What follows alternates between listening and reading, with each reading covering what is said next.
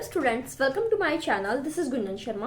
आज के इस वीडियो के अंदर हम डिस्कस करने वाले हैं एमएससी एग्जाम 2025 को लेकर। काफी स्टूडेंट्स जिन्होंने भी एमएससी के अंदर एडमिशन लिया है, तो अब आपके नेक्स्ट मंथ से लगभग एग्जाम्स स्टार्ट हो जाएंगे सभी यूनिवर्सिटीज के, क्योंकि अब आपके पास कम टाइम बचा हुआ है। तो अभी भी काफी स्टूडेंट्स के पास ना तो क्लासेस है, ना नोट्स है, ना बुक्स है।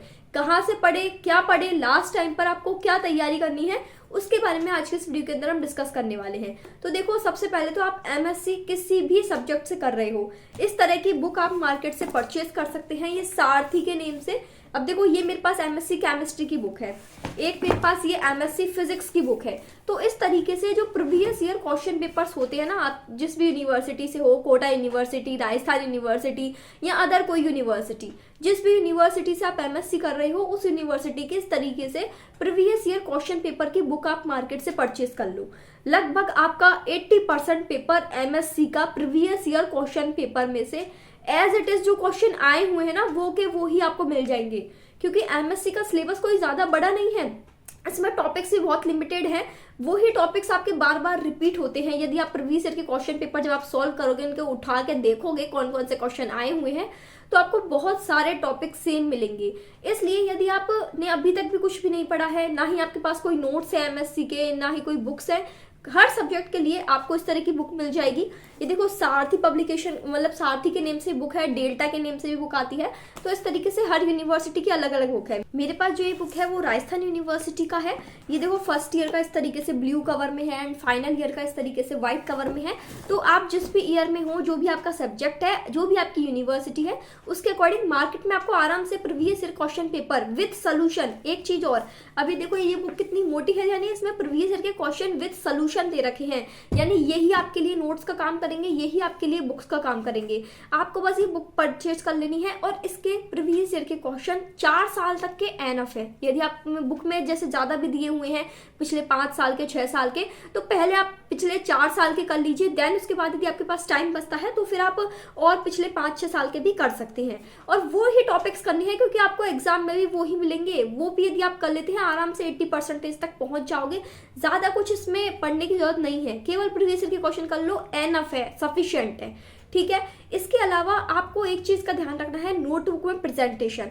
एमएससी के पेपर में काटा फांसी करोगे, नंबर कट जाएंगे, क्योंकि इसमें वैसे ही जो क्वेश्चन आते हैं वो बड़े बड़े क्वेश्चन आते हैं, जैसे 10 नंबर का, 20 नंबर का। इसमें छोटे क्वेश्चन नहीं होते एमएससी के एग्जाम में। तो यदि आपने जैसे बड़े क्वेश्चन में आप गलती करोगे, सीधे आपके 10 में से 5 नंबर कर देगा वो। एग्जाम में डायरेक्ट आपके आधे नंबर साफ हो जाएंगे, यदि वहां पे आपने काटा फांसी करी कॉपी के अंदर। तो इस चीज का आपको ध्यान रखना है कि नोटबुक का प्रेजेंटेशन बेस्ट रहे। ब्लैक पेन फॉर हेडिंग्स, जो आपके क्वेश्चन लिखते हो, हेडिंग डालते हो या कोई इंपॉर्टेंट पॉइंट आप मेंशन करते हो, उसको ब्लैक पेन से लिखो। थ्योरी को ब्लू पेन से लिखो। और यदि कोई डायग्राम आता है, उसको पेंसिल से बना के और उसके एक एक पॉइंट को अच्छे से मेंशन करो उस डायग्राम को, कि डायग्राम का एक्सप्लेनेशन ही इतना अच्छा हो कि उसे एग्जामिनर को कॉपी चेक करते टाइम थ्योरी पढ़ने की जरूरत ना पड़े। यदि आपका डायग्राम अच्छा होगा तो वो ये सोच के आपको थ्योरी में नंबर दे देगा कि जब डायग्राम से ही पूरा एक्सप्लेन हो रहा है तो थ्योरी पढ़ने की जरूरत ही नहीं है। इस तरीके से एक माइंड सेट रहता है जो एग्जामिनर आपकी कॉपी चेक करता है। डायग्राम हो, फ्लो चार्ट हो, टेबल हो, ग्राफ हो, कर्व हो, उनको अच्छे से आप अपनी कॉपी में रिप्रेजेंट करिएगा।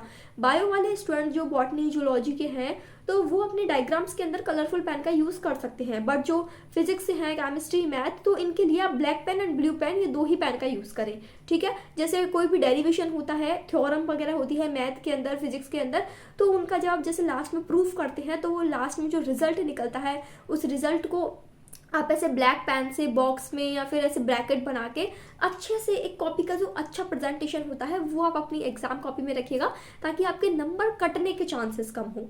इसके अलावा कोई भी टॉपिक आप एग्जाम में छोड़ के मत आइएगा, क्योंकि वहाँ पे आप कुछ भी नहीं लिखोगे तो 0 मिलेगा। उस टॉपिक से रिलेटेड आपको जो आता हो, उस मतलब यदि वो टॉपिक से रिलेटेड नहीं आता, उसके आसपास वाला कोई अदर टॉपिक आता हो, उस चैप्टर से रिलेटेड कुछ अदर टॉपिक आता हो, तो लिख के आ जाइए। थ्योरेटिकल पेपर्स होते हैं ये, इनमें आप कुछ भी लिखोगे तो 1-2 नंबर तो हो सकता है आपको मिल जाए। खाली छोड़ोगे तो 0 मिलेगा, कुछ ना कुछ लिखोगे तो 1-2 नंबर तो मिल ही जाएंगे ना। तो इस तरीके से ये पॉइंट्स आप फॉलो करिएगा एग्जाम के अंदर। एंड फिर भी यदि आपका कोई भी डाउट है, कोई भी क्वेश्चन है, तो आप कमेंट सेक्शन में पूछ सकते हैं। Thank you for watching this video. Please share this video to more MSc students.